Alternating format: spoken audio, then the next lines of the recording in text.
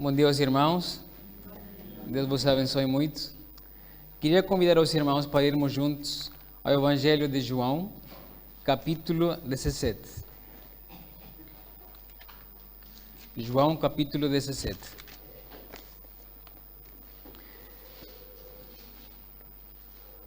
E vamos ler versículos 23 ao 26.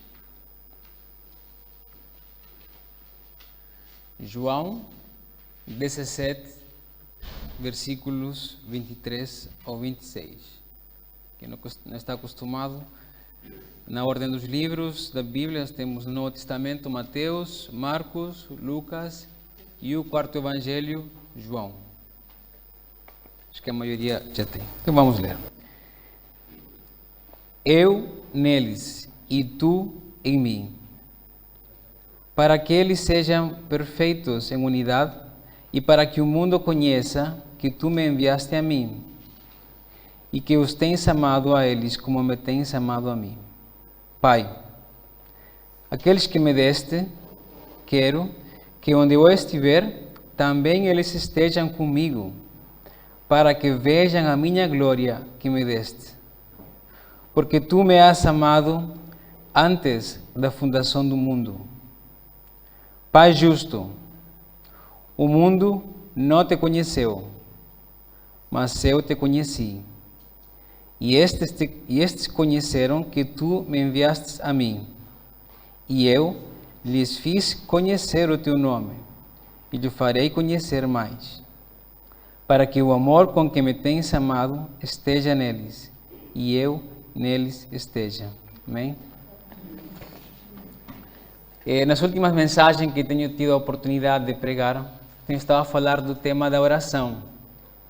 Nós temos visto em várias passagens como o Senhor nos fala de oração. Falamos da oração como aquela atividade que realmente fazemos em prol de toda a humanidade, sem fazer acepção de pessoas.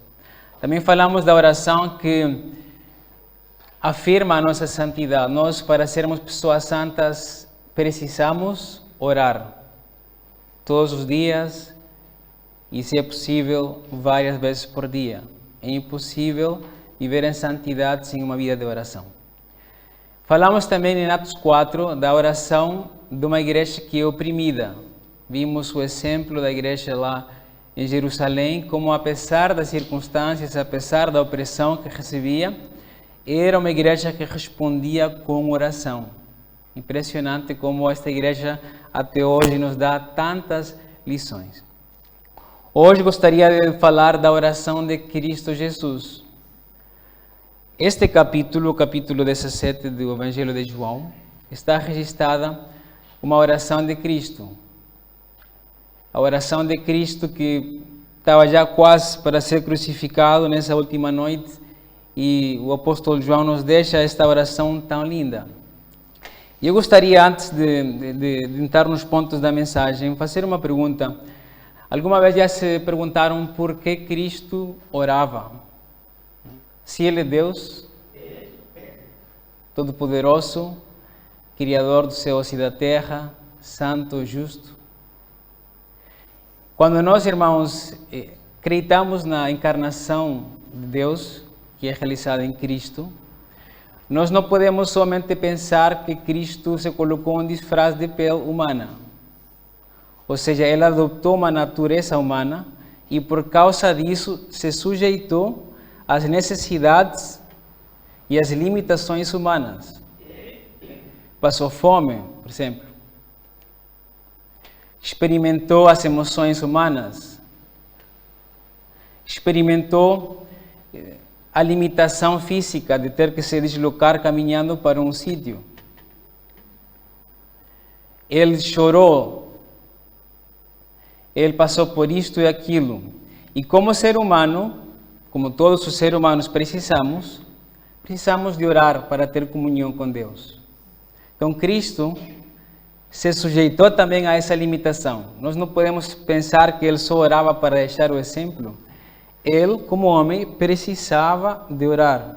E por isso, várias vezes, os evangelistas diziam, estava orando à noite e levantou usou el saceo e orou, etc, etc. E encontramos esta oração do capítulo 17, que é uma oração impressionante. Eu vos deixo o desafio de um dia, bem devagar, ler esta oração do início ao fim. E vamos ver aí o coração de Cristo aberto de uma maneira impressionante. Uma oração na qual Cristo, podemos dizer assim, evitou utilizar uma linguagem muito parabólica. Então, é uma linguagem muito direta, muito clara, na qual ele está diante de Deus a pedir. Esta oração, irmãos, é feita principalmente pelos apóstolos e pela Igreja de Cristo. Ou seja, Cristo está a orar por nós. Cristo está a orar por nós, está a orar pelos apóstolos. E nessa oração ele vai dizer várias coisas. Eu gostaria que nós meditássemos só nesta passagem de 23 ao 26, para vermos os motivos pelos quais Cristo ora. E coloquei o título desta mensagem, A Igreja que Cristo pediu. A Igreja que Cristo pediu. E vamos ver 3 aspectos desta oração que realmente nos motivam a ser aquela igreja pela qual Cristo orou.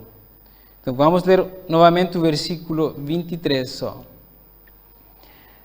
Cristo estava a falar e diz: eu neles e tu em mim, para que sejam perfeitos em unidade e para que o mundo conheça que tu me enviaste a mim e que os tens amado a eles como me tens amado a mim.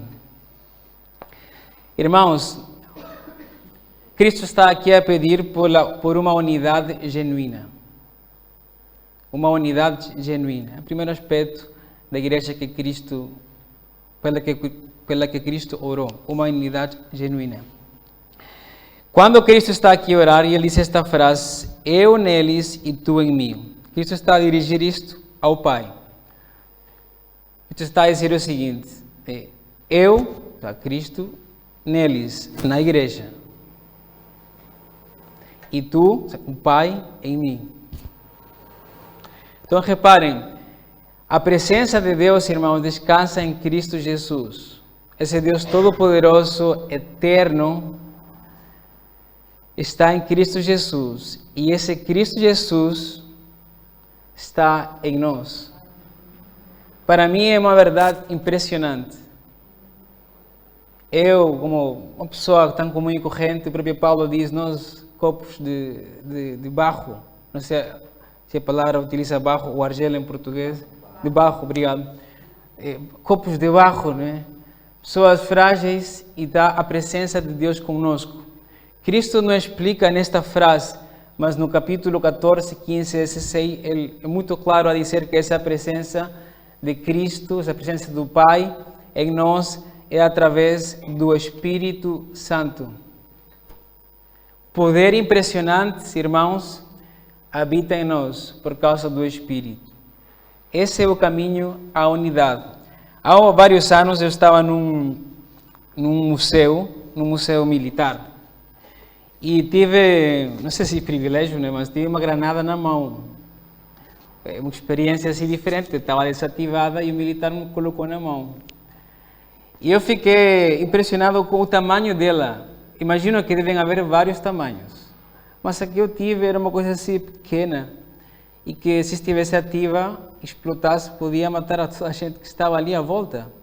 É impressionante como em algo tão pequeno, tinha um peso, é verdade, podia descansar tanto poder. Irmãos, nós como cristãos temos esse poder, não porque esteja na nossa força, mas por causa do Espírito Santo. Agora, se reparamos nesta mensagem, neste versículo, vamos ver que esta não é uma unidade arbitrária. Esta unidade que Cristo pela qual está a pedir não é uma unidade só para termos unidade como igreja. Ele diz: para que o mundo conheça que tu me enviaste a mim e que os tens amado a eles como me tens amado a mim. Então, irmãos, esse poder que Deus nos dá não é para nós dizermos: Deus habita em mim, e eu sou o templo do Espírito. Uau! Nós podemos ficar com um certo orgulho por esta declaração. Este poder, esta presença de Deus, irmãos, para que nós como igreja possamos viver em unidade, para que nos amemos mais uns aos outros. Como o pastor deixou aqui o desafio para que na nossa semana oremos por aquele irmão, por aquela irmã, por aquele irmão que conheço, por aquela pessoa que eu vi, que não conheço, mas Deus conhece. Essa é a unidade pela que Cristo está a pedir. E para que o mundo conheça. Irmãos, o mundo, quando está a falar aqui do mundo, é no sentido de não cristãos. Pessoas que não conhecem a Cristo.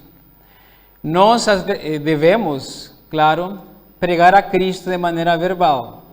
Fazemos isto cada domingo, podemos fazer isto numa conversa, podemos também a uma pessoa oferecer um livro evangelístico e de muitas outras maneiras. Contudo, também a nossa unidade como igreja é um testemunho público da nossa fé. Pessoas podem acreditar em Cristo e encontrarem na nossa comunidade a Deus por causa da unidade que eles veem em nós, como igreja. Então, eu gostaria também de fazer aqui uma articulação com as religiões de maneira geral. As religiões normalmente tentam transmitir a Deus de uma maneira. A Igreja Católica Romana, na qual nos separamos no século XVI, expressa muito a Deus através da arte.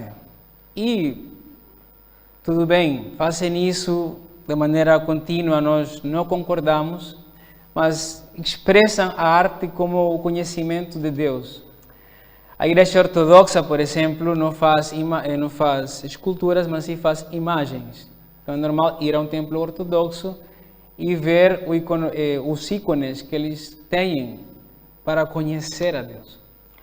Agora, segundo esta passagem e toda a teologia da Bíblia, e Gênesis 1 fala nisso, Deus, irmãos, é conhecido através de pessoas. Não é através da arte, não é através de grandes templos, de ícones, etc, etc, etc. Deus, irmãos, é conhecido, digo mais uma vez, através de pessoas. E eu gostaria de fazer uma aplicação. Onde tu estás, Deus se está dando a conhecer. Nós não podemos achar, irmãos, que quando nós saímos desta igreja do domingo, deste dia, Deus ficou assim, fechado no domingo e no dia de semana, Deus não está a dar-se a conhecer porque não há cultos. Onde nós estamos, irmãos, seja onde for, na família, no trabalho, na rua, Deus está dando a conhecer ao mundo. Por causa disso, o meu apelo é este, que nós entendamos a grande responsabilidade que Cristo nos deixou. Uma unidade genuína, é verdade, estamos aqui com o propósito de dar a conhecer a Cristo ao mundo. Então, onde for que estejamos, irmãos, pense bem nisso, eu estou a representar a Deus neste lugar. Uma segunda característica da igreja que Cristo pediu. Versículo 24. Pai, aqueles que me deste, quero que, onde eu estiver, também eles estejam comigo, para que vejam a minha glória que me deste, porque tu me has amado antes da fundação do mundo. O segundo aspecto da igreja que Cristo pediu é uma igreja que tem uma esperança cristocêntrica. Uma igreja que tem uma esperança cristocêntrica, ou seja, onde Cristo é o centro. Há vários meses eu estava a ler um livro e o autor dizia que às vezes nós como cristãos podemos ter a tentação de desejar o céu por causa de riqueza que as pessoas imaginam, dizia ele, por causa de beleza estética. Eu vou ter um corpo assim bem bonito. E ele começava a descrever desvios que nós podemos ter quando pensamos em por que eu quero ir ao céu. Neste versículo, Cristo está a pedir ao Pai para que nós, irmãos, estejamos com eles, para que eles estejam comigo. O que nos atrai mais do céu, apesar de tudo que ele tem, porque é verdade, aparece na Escritura, e nós não vamos dizer que é mentira, ou que nós não podemos também anelar aquela saúde, aquela glória que está aqui na palavra, mas por cima de tudo isso, irmãos, nós anelamos o céu por causa de Cristo. Nós vamos ter a oportunidade de vê-lo tal e como ele é. Por exemplo, fala a 1 de João. A fé já não vai existir. Nós vamos a ver a Cristo. Cristo, por exemplo, quando ele estava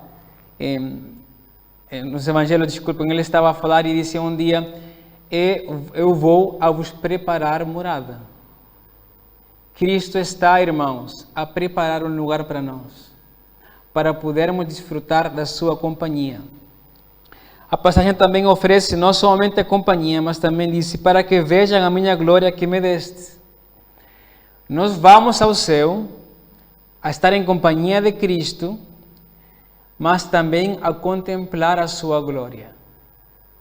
Esse momento, por exemplo, que está nos evangelhos da transfiguração, onde Cristo, diante de Pedro, João e Tiago, se apresenta e se transfigura, nós vamos desfrutar desse momento também pela eternidade. E diria que de uma maneira mais plena ainda, estaremos no céu e não na terra. Então, irmãos, nós como igreja, como uma característica essencial da qual Cristo pediu, é uma esperança cristocêntrica. Eu quero estar com Cristo, eu quero contemplar a Cristo pela eternidade. E à luz disso, eu gostaria que nós, como aplicação, começássemos a aprender a viver cada dia pensando na glória que nos espera. Aprender a viver cada dia pensando na glória que nos espera. Cristo, irmãos, ia morrer poucas horas depois desta oração. E eu às vezes penso como Cristo aguentou tanto. E uma das coisas que eu encontro é que ele estava a pensar no céu. Ele confrontou o seu dia porque ele sabia que havia esperança. Ele sabia que a cruz não era o fim. Ele sabia que ele ia voltar àquela glória que ele tinha antes da fundação do mundo. Ele sabia que os sofrimentos da cruz seriam temporários. Aquela opressão dos judeus e dos romanos seria um par de horas depois de sua morte, ressurreição e glória. E nós também, como cristãos, devemos viver da mesma maneira. Cada dia haverão tribulações, os problemas da vida, mas devemos sempre estar a pensar naquela glória, naquela contemplação de Cristo eterna que está aguardada para a sua igreja. O último ponto, irmãos, está no versículo 25 e 26. Cristo ora e diz: Pai justo, o mundo não te conheceu, mas eu te conheci, e estes conheceram que tu me enviaste a mim. E eu lhes fiz conhecer o teu nome, e lhe farei conhecer mais, para que o amor com que me tens amado esteja neles, e eu neles esteja. A terceira característica da igreja que Cristo pediu, é uma igreja que vive em intimidade com Deus. A palavra, irmãos, aqui conheceu, aparece na Bíblia várias vezes. Aparece para entender uma coisa, mas há aplicações da palavra conhecer que ela tem a ver com intimidade. Por exemplo, quando em Mateus capítulo 1, o evangelista diz que José conheceu a Maria até depois de Cristo nascer. Aqui entendemos com relacionamento sexual, ou seja, o conhecer um homem ou uma mulher na Bíblia normalmente relaciona a esse relacionamento sexual. Outras vezes também aparecem quando é como pecado, por exemplo, quando estamos na cidade de Sodoma e estão ali na casa de Ló e dizem os habitantes, tira aqueles homens para conhecê-los. Nós achamos que eles queriam conversar com eles.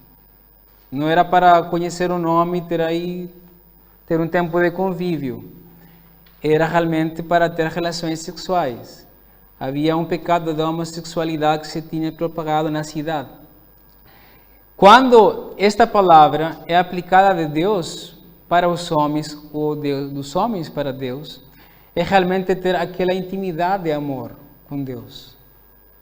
Aqui não está a falar de um conhecer assim científico, ou um conhecer assim simplesmente de palavras, de dogmas, de credos, de conhecimento ou coisas intelectuais. Não, está a falar aqui de relacionamento, de comunhão com Deus. Por isso Cristo diz, o mundo não te conheceu. As pessoas podem acreditar que Deus existe, mas não significa que o conhecem. Nenhum de nós naturalmente consegue ter esse conhecimento de Deus. Cristo diz, mas eu te conheci. Essa relação de amor entre o pai e o filho, ninguém mais tem neste mundo. E depois ele continua, e estes conheceram que tu me enviaste a mim, e eu lhes fiz conhecer o teu nome. Ou seja, o conhecimento de Deus é através de Cristo Jesus. Ninguém pode, irmãos, dizer que conhece a Deus ignorando a Cristo. O conhecimento de Deus é através do seu Filho. Nós conhecemos a Deus quando entendemos que Ele foi enviado pelo Pai e que Cristo, pela sua graça, também nos faz conhecer o seu nome. Então, nós, irmãos, como igreja, devemos ter este como fundamento da nossa vida da igreja. Comunhão com Deus, intimidade com Deus. E isto não está sujeito à minha assistência à igreja, dizer, eu tenho comunhão porque eu vou aos cultos. Isto forma parte da nossa espiritualidade e é essencial. Mas nós não podemos reduzir o conhecimento de Deus à assistência aos cultos. Ou dizer, olha, eu sou cristão porque fui batizado um dia. Ou eu conheço a Deus porque eu leio a Bíblia e conheço a Deus. Isso tudo é importante, irmãos, mas o conhecimento de Deus se experimenta com um relacionamento dia a dia, hora a hora, onde nós estamos sempre num espírito de oração, onde nós é verdade que temos a espiritualidade que expressa em música, mas é uma questão diária, não é uma questão de domingo ou de templo, ou somente quando leio a Bíblia. Todos os dias estamos conhecendo a Deus. E Cristo aqui também disse uma frase, diz, e eu lhe farei conhecer mais. Ou seja, vamos continuar a conhecer a Cristo cada dia mais, até a eternidade e pela eternidade. Alguém dizia, a eternidade foi criada porque nós nunca vamos conseguir conhecer plenamente a Deus, então Deus colocou anos infinitos para conhecê-lo para sempre. Dizia isto um pregador, achei interessante. Irmãos, 3 fundamentos de nós como igreja: unidade genuína, esperança cristocêntrica e relacionamento de intimidade com Deus. Se alguma pessoa também está aqui na igreja a visitar-nos hoje, aqui na sala, lá atrás, ou está a ver esta transmissão e não conhece a Cristo, está-se a pensar, gostaria de conhecer a Deus. Está a pensar, eu não me sinto realmente pessoa digna de ir ao céu. Ou está a pensar, eu sou uma pessoa solitária. Não tenho comunhão, não tenho unidade com ninguém. Eu lhe convido hoje para que pense no que ouviu. Nesta oração tão linda de Cristo Jesus. E se sente realmente que precisa desta união que está aqui, esta unidade da igreja. se deseja um dia contemplar a Cristo e conhecê-lo de maneira presencial, se deseja também ter esse relacionamento íntimo com Deus, hoje pode dar esse passo de fé. Nós, como igreja, estaremos muito gratos em partilhar de maneira mais particular o Evangelho e explicar-lhe as bênçãos de ter um relacionamento com Cristo. Depois do culto, poderá falar comigo, com o pastor Santana, ou com qualquer dos irmãos da direção ou do serviço desta igreja. E com muita alegria vamos responder às suas perguntas. Aí onde estão, convido a toda a igreja para terminarmos este tempo com uma oração. Pai, nós te agradecemos por esta passagem, por esta linda oração do teu Filho amado. Nós, Senhor, queremos ser essa igreja pela qual Cristo pediu, pela qual Cristo orou. Sabemos que podemos ser tentados a nos dividirmos, a buscar no céu coisas, Senhor, nas quais tu não colocaste, a não vivermos em comunhão diária contigo. Mas nós queremos ser realmente, Senhor, esta igreja que está aqui na oração do nosso Senhor Jesus. Queremos que como igreja possamos estar juntos, caminhar juntos, estar unidos, não só os domingos, mas nos dias da semana, de maneira informal, podermos nos conhecermos uns aos outros, Senhor, através das orações, de pedir motivos de oração e de sermos uma igreja com unidade genuína. Também, Senhor, eu te peço para que cada um de nós, como igreja, possa anelar o céu por causa da presença de Cristo Jesus, sua companhia e a sua glória. Esperamos, Senhor, esse dia com muita alegria, na qual Cristo voltará e viveremos com Ele pela eternidade.